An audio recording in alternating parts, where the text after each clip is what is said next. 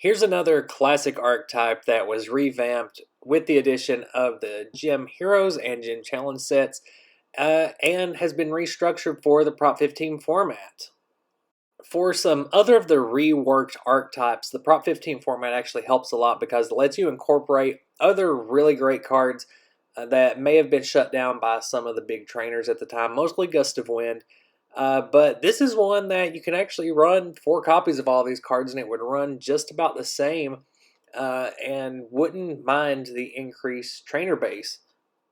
And it's actually kind of odd how this worked out, but the best single Pokemon cards to come out of the Gym Heroes and Gym Challenge sets belong to the people that aren't actually gym leaders, and that would be Team Rocket. So your original Haymaker has Hitmonchan, Scyther, and Electabuzz, and it just so happens that out of the Rocket's cards, you get a really good Hitmonchan and a really good Scyther.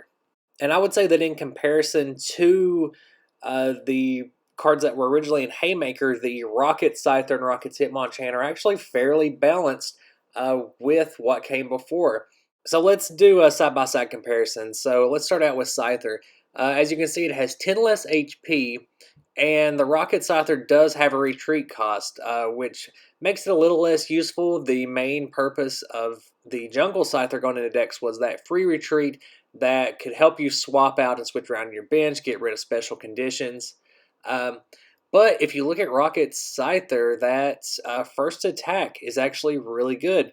The effect is if your opponent tries to attack you, they have to flip a coin, and if it's tails, no damage happens to Rocket Scyther. Any other effects still happen, but the thing that makes it pretty good is that this effect keeps going until Rocket Scyther takes damage or is put on your bench. So if your opponent keeps flipping tails, then Rocket Scyther is going to take no damage, and you don't have to keep reusing that attack. It stays in effect until Rocket Scyther takes some damage. And then you'll also notice that that blinding Scythe attack does 10 more damage than the original Slash for the same amount of energy, which, kind of makes up for the fact that it has a retreat cost now and that it has 10 less HP, but it is much more defensive because of that first attack. In a very similar vein, let's look at Hitmonchan versus Rocket's Hitmonchan. Again, you have 10 less HP on Rocket's Hitmonchan, but this time the retreat cost is actually 1 less. Rocket's Hitmonchan also has a very defensive first attack for only 1 energy. That's actually really great as well. Cross counter, pretty much, it makes it so that if your opponent deals damage to you next turn, a coin is flipped, and if heads, you deal back double that damage. So even if Rocket's Hitmonchan is KO'd with 60 damage, you have a chance to deal 120 damage back. So it really puts your opponent in an awkward spot where they have to rationalize whether they want to risk getting their own active knocked out just to get this Rocket's Hitmonchan out of there. And also, the Magnum Punch deals 10 more damage than the original Special Punch for the same amount of energy. So you do have these swap outs going on that really balance out the cards, and it makes it so that one's not really better than the other. It really just depends on the situation. So with that in mind, let's dive into the new build of Haymaker for the Prop 15 format. So, of course, we have Hitmonchan, the vanilla Hitmonchan, the original Haymaker card. That jab attack always gave it a huge advantage because it was the fastest attacker in the game, could deal the most damage for the least amount of energy. So we'll run 2 Hitmonchan, but also 2 Rockets Hitmonchan. In any other format other than Prop 15, you could actually run 4 of Hitmonchan and 4 of Rockets Hitmonchan because they technically have different names. You also have 3 Electabuzz in this deck. Unfortunately, there was not a Rocket's Electabuzz. You could opt to use Rocket's Zapdos if you wanted to keep that theme going. It's another great electric basic type that has 2 extremely good attacks. But I feel like Electabuzz helps better in this Haymaker deck to keep the theme of low energy for great attacks going. Running 2 Scyther and 2 Rocket Scyther. The Scyther from Jungle is in here to serve as a swap assist, just to get rid of some special conditions, since Rocket Scyther, even if it uses shadow images, it can still get affected by a special condition, even if it doesn't take damage. And the stick is also running 3 Doduo and 3 Dodrio for its ability that makes retreat costs 1 less. Dodrio has a free retreat cost as well as Jungle Scyther, but because of its effect, you can actually retreat Rocket Scyther and Rocket's Hitmonchan for free as well, and it lets you get those Electabuzz and Hitmonchan to the bench much easier for only 1 energy cinch is what's usually going to be attached to it, just to use Jab or Thundershock, and you don't have to throw down a double colorless just to retreat. Professor Oak helps you get all of these basics in your hand. That way you can throw them down on the bench, start slapping energy on them, and have them ready to attack and fuck up your opponent. Computer Search lets you look for the exact card that you need depending on the situation that you're in. Hitmonchan, Rocket's Hitmonchan are very situational. Depending on what your opponent's playing, if they're playing stall, then you probably want to go with a Hitmonchan. That way, you're dealing chip damage over and over again. However, if they're being very aggressive, you may want to switch into a Rocket's Hitmonchan. That way you can use cross counter, and then they really have to second guess themselves on whether they want to attack you or not, and that gives you time to build up your bench. Item Finder lets you reuse mostly plus power, which is extremely key in a Haymaker deck. Lets you hit those sweet spots for KOing your opponent in only 1 hit instead of having to wait multiple turns to knock them out.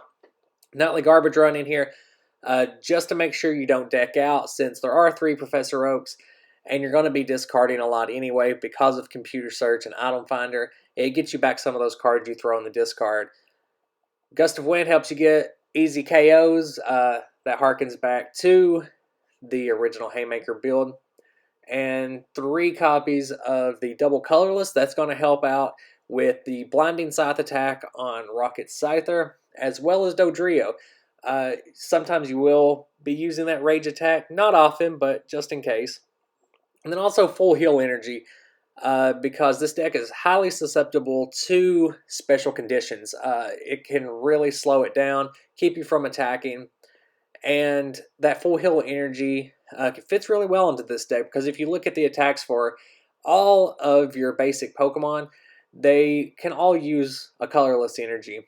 It's not like all of them are requiring a specific type, so you can throw down full heal energy when needed to remove those special conditions, which pretty much ran rampant after the Rocket expansion was released. And then Gym Heroes and Gym Challenge added a few more cards, especially Koga cards, that would throw a lot of special conditions at you. Rounding out this deck with a fairly even distribution of Lightning Energy, Grass Energy, and Fighting Energy. You can almost always get the type of energy that you need in that moment. 1 Professor Oak will get you probably at least 1 of each type of these energy cards, since the trainer count is so low. So this build's going to run exactly the same as the original Haymaker, so you can check out my Haymaker video if you want more information on that.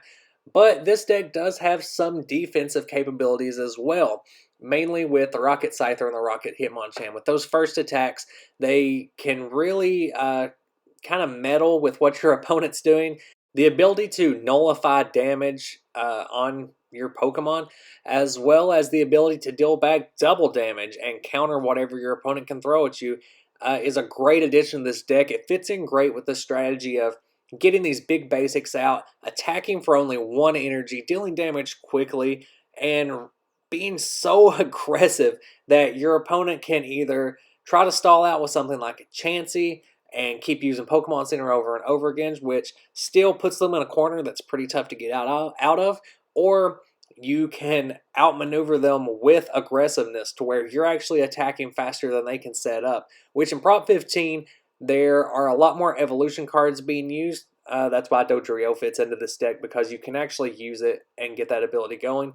But because your opponent's having to set up these evolution cards, you're good from the get-go. You're playing these basics and hitting right out of the gate. Plus, you get to take in that sweet Ken Sujimori art.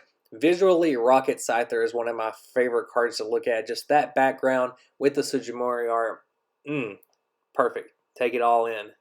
So, of course, Haymaker continued to do great competitively, even with the Prop 15 rules added. It could really beat down Rain Dance, because Rain Dance was a bit slower now, setting up those evolution cards. The only problem was Rocket's Zapdos. which you could include in this deck. It is a pretty good alternative to Electabuzz, although you do end up using more energy than usual for Zapdos attacks. But Zapdos could deal with Hitmonchan pretty easily because it had resistance to fighting, and it also fared pretty well against Scyther. It could take a Blinding Scythe, no problem, and just retaliate and pretty much KO that Scyther. Guaranteed.